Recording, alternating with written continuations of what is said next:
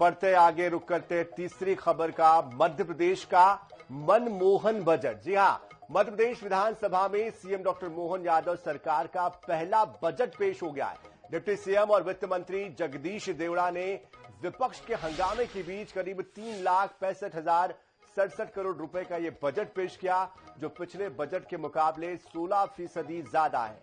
मोहन सरकार के बजट में युवा, किसान, महिलाओं समेत सभी वर्गों को ध्यान में रखा गया है। मुख्यमंत्री किसान कल्याण योजना में 4,900 करोड़ रुपए का प्रावधान किया गया है।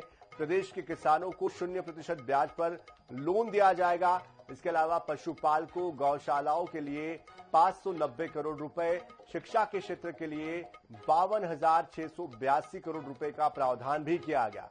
पुलिस महकमे में 7,500 पदों पर भर्ती की जाएगी।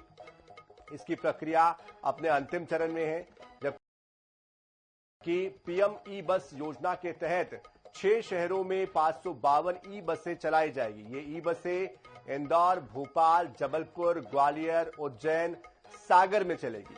इस साल मंदसौर, नीमच, सिवनी में सरकारी मेडिकल कॉलेज भी शुरू किए जाएंगे। तो इस बार का जो बजट था वो कई मायनों में खास था।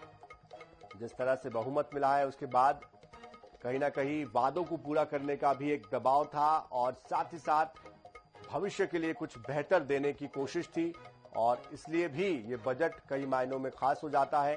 पीएम फसल योजना के लिए 2,000 करोड़ रुपए, ये 10 बड़ी बातें हम आपको बता रहे हैं। लाडली बहना लक्ष्मी के लिए 36,560 करोड़, पशुपालकों, गौशालाओं के लिए 590 करोड़, मुद्रा संरक्षण के लिए 30 करोड़, किसानों को बिना ब्याज का ऋण दिया जाएगा।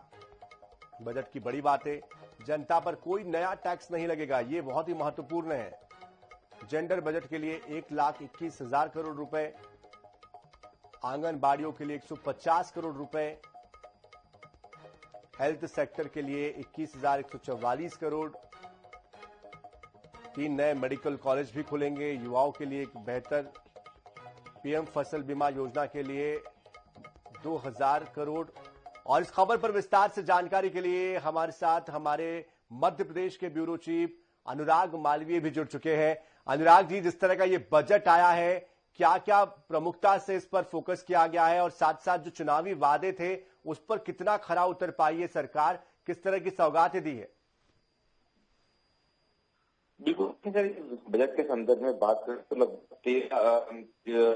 3,65,000 तकरीबन करोड़ की जो है कुल विनियोग राशि इसमें है। और इस लिहाज से देखें तो इस बजट को अच्छा इसलिए कहना होगा क्योंकि इस बजट की सबसे बड़ी विशेषता ये रही कि जिन विभागों ने जो मांगे की थी, यानी जो अनुदान मांगे थी या जो अनुदान राशियां थी विभागों की ओर से, कुल उससे ज्यादा उन विभागों को आवंटित करने की कोशिश की है। तो निश्चित रूप से कहीं ना कहीं मुख्यमंत्री का ये प्रयास है, क्योंकि इसके पहले हम देखते थे कि कुछ विभागों की नाराजगी सामने आती थी, लेकिन इस दफा अगर हम विभागवार देखें तो बहुत बड़ा अंतर है। पूर्व विभागों को राशि आवंटन में हम देखेंगे ST/SC के लिए 40,804 करोड़ रुपए से ज्यादा की बात है। पूंजीगत परिव्यय की बात करते हैं तो 4.25% बढ़ा है। लाडली बहना योजना में 18,984 रुपए है। अगर हम सिर्फ स्कूलों के लिए बात करें तो प्राइमरी स्कूलों के लिए 15,509 स्कूल की राशि है। बिल्कुल, जाहिर तौर पर कई सौगातें दी गई है और साथ साथ बीच में विपक्ष का हंगामा भी जारी रहा है, लेकिन कुल मिलाकर बजट जो था वो लोक लुभावन है, लोगों के लिए कई सौगातें देने वाला बजट है। बहुत बहुत शुक्रिया अनुराग जी इस पूरी जानकारी के लिए।